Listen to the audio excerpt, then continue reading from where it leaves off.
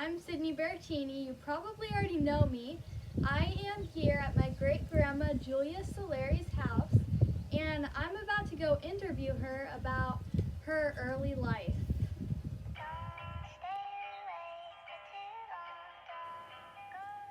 Hello, I'm Julia Celeri, Sydney's great-grandmother.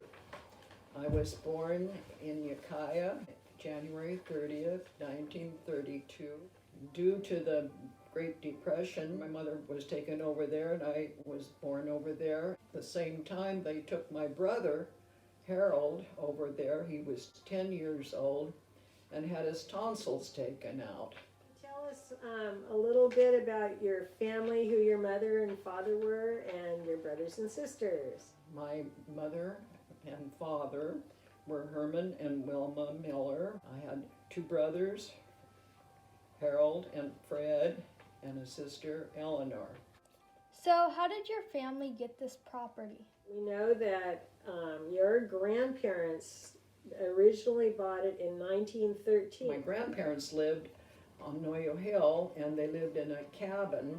The cabin caught on fire. They had no place to live anymore, and they purchased this property in 1913.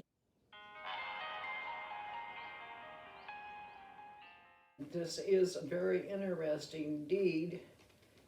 It was made the 10th day of June, 1913, between Robert Johnson and Matilda Johnson, his wife, both of the 10-Mile Township, County of Mendocino, California. That said party of the first part, in consideration of the sum of $10 gold coin of the United States of America, to hand him in hand paid. By the said party of the second part, the receipt whereof is hereby acknowledged.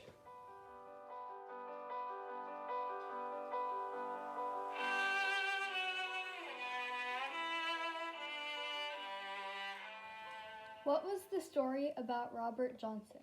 The story about Robert Johnson, he had a new 1920 car. Second time he drove it, he and my grandmother and a neighbor lady had gone into Fort Bragg and came home and drove right through the wall. The car rolled over down into the creek.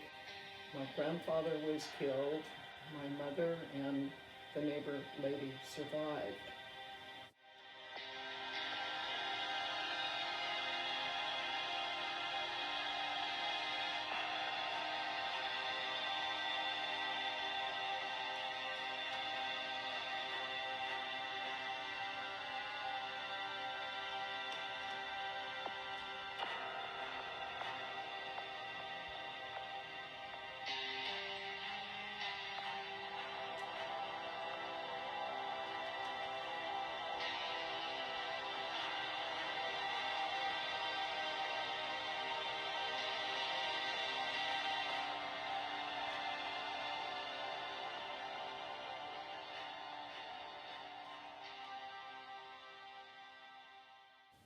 My parents were living in Scotia at the time. My father worked in the Scotia mill.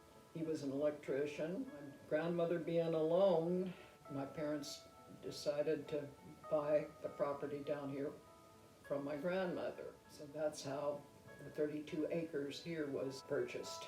Tell us about what the property was like and what life was like on Sherwood Road in those days. Sherwood Road was very isolated in those days. There was Finnish families living up and down the road. I can remember the Thorstroms, the Madsons, the Kinnanens, and that was just about it at the time. Your grandmother didn't speak a whole lot of English. She had Finnish neighbors to talk to. Yeah. What was life like here? The life was totally different than now. Everyone raised their own vegetables, gardens, and no power, had oil lamps to outdoor toilets. And I understand you had pea pots under your beds. Yes, we had a pea pot under the bed. It wasn't much fun to have to go outside in the middle of the night.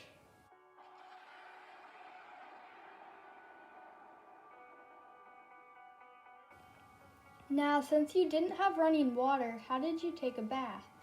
Well, in those days, I was just a child, and I don't know if you would recall what the big galvanized tubs were. My parents put it in the middle of the kitchen floor, and they'd heat the water on the wood stove.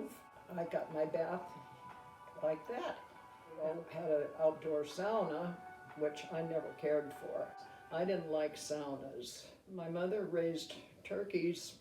She loved animals. She raised turkeys and she sold them Thanksgiving and Christmas. My dad worked in the mill at the time, grew big gardens, and my dad had a garden down the hill from here, along the Noyo River.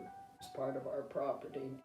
He and my brother-in-law used to garden down there together all the time. We had a horse, Daisy Horse was her name. They would haul the vegetables up the hill with the horse. Quite a different life in those days. You always had cows. Yes, we always had cows, about 3 sometimes at a time. My dad had to milk the cows every morning and evening. At times when he wasn't available, my mother would milk the cow, and I'd have to help her. I had to stand and hold the cow's tail because the cows would swish her in the head.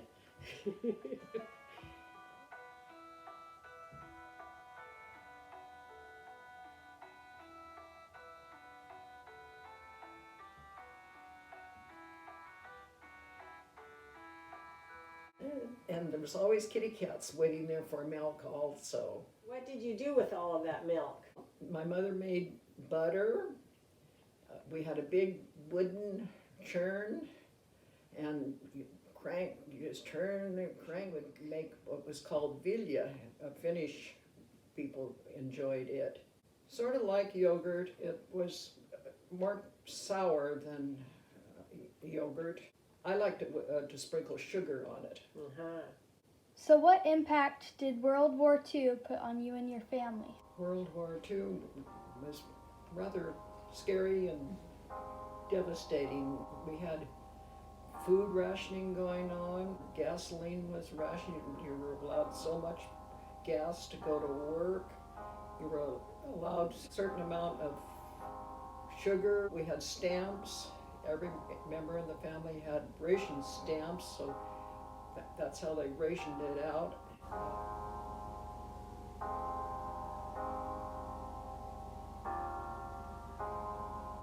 I recall being rather frightened as a child. We had to have dark shades on all our windows, made all of Fort Bragg and outer areas look dark in case a Japanese submarine or something was coming by. That must have been really scary. It was. And how old were you then? 1943, I was 11. What happened with Harold?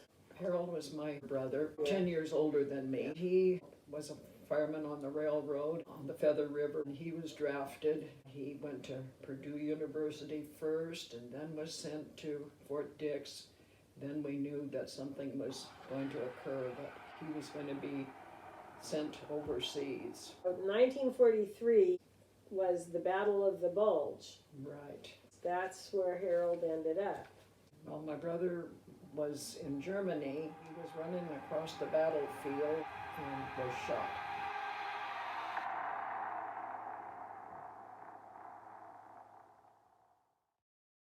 It went through his wrist and into his stomach.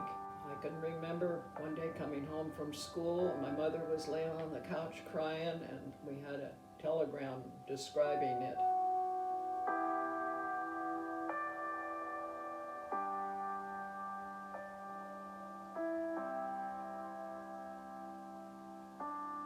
We didn't know for a month at a time if he was going to survive. It was about 6 months or so later, he was flown back to California. He had peritonitis set in and had numerous surgeries. His stomach looked like a washboard from so many scars. where tubes and so forth was coming out. I don't think that they had penicillin in those days. They used sulfa drug, which seemed to be a miracle and a big help at that time. And letters back and forth were pretty amazing, especially the ones that came from the hospital where they would say he is still in serious condition. I can't imagine what life must have been like for you and your parents.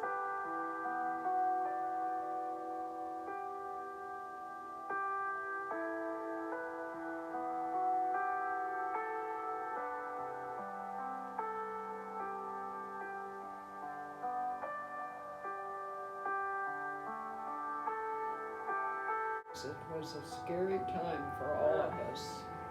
I'll never forget the day, though, that he finally was brought back to Dibble Hospital in Palo Alto. My mother and I got to take the old, it was called Hackley bus of those days, to San Francisco. Something like a Greyhound, but much different. As a child, I can remember my brother walking down the hallway. I could hear a clump, clump, and it was an amazing sight.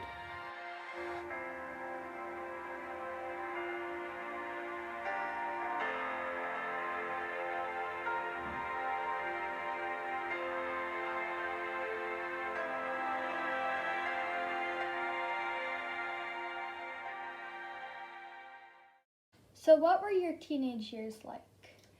Well, teenage years were certainly different than now. We didn't have cell phones to play with, video games, and so forth. I rode bicycle a lot. I would ride my bicycle into town, which was 3 miles from home.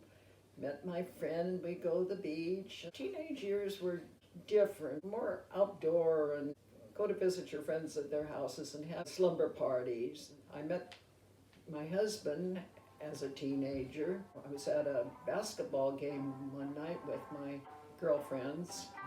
My husband-to-be was sitting in back of me with a couple of other friends. After the game was over, my friend and I was walking back to my sister's house, so my dad was waiting to give us a ride home. This car kept following my friend and I, and we were scared. He was trying to pick us up. We just kept walking and ignored him. Then pretty soon, my husband-to-be and his friends come driving up, and they picked us up. Pretty soon, it turned into a phone call, Don asking me to go to the show, and we dated for a year and a half.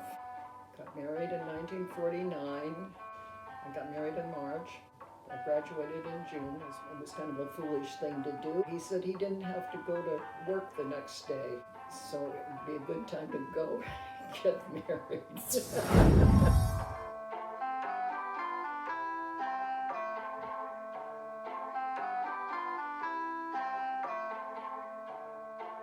But it lasted. We had a good life. We raised 5 kids. Since we were talking about World War II, tell us about what Don did in World War II. Don was drafted in 1943. He was a pharmacist, first-class mate in Hawaii, Pearl Harbor.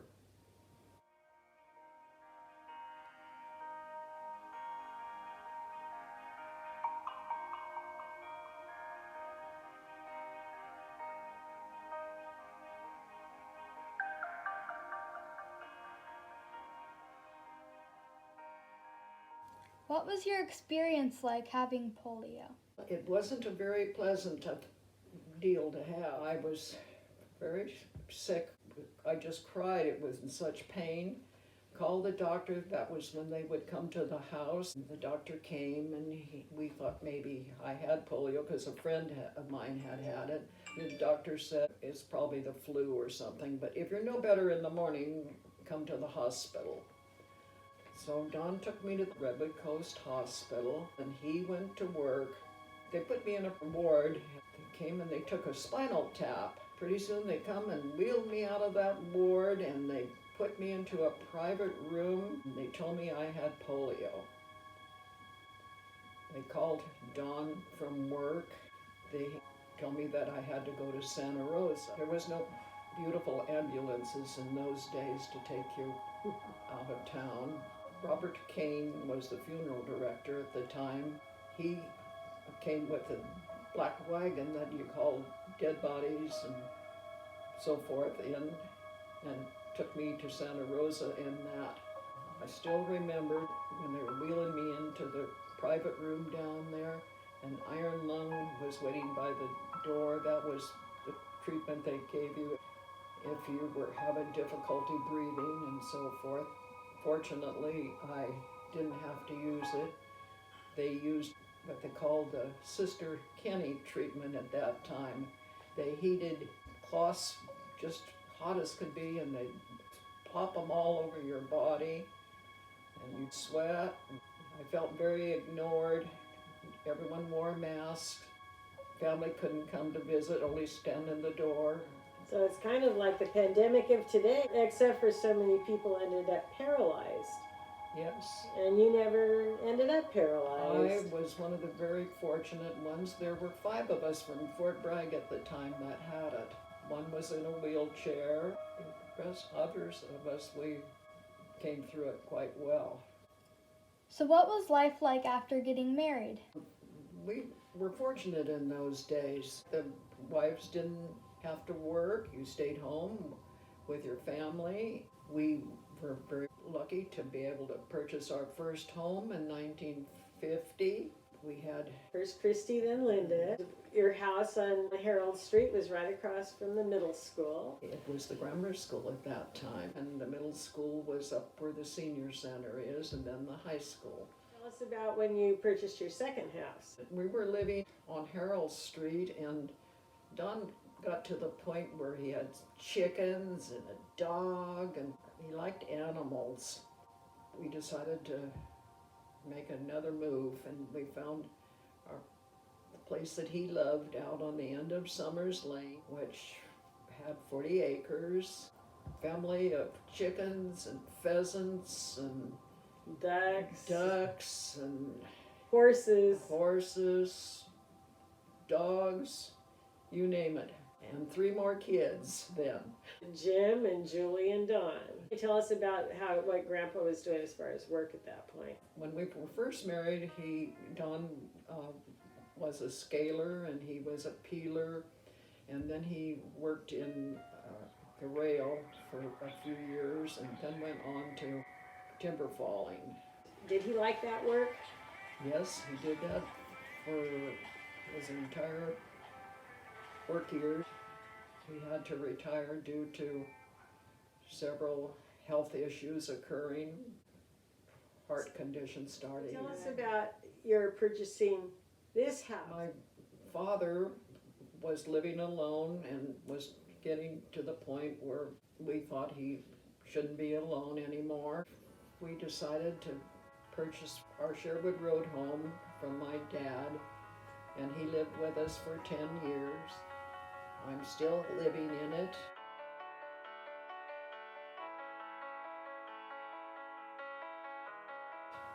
All our children are living on the lane right next to us. We have a very fortunate, lucky family.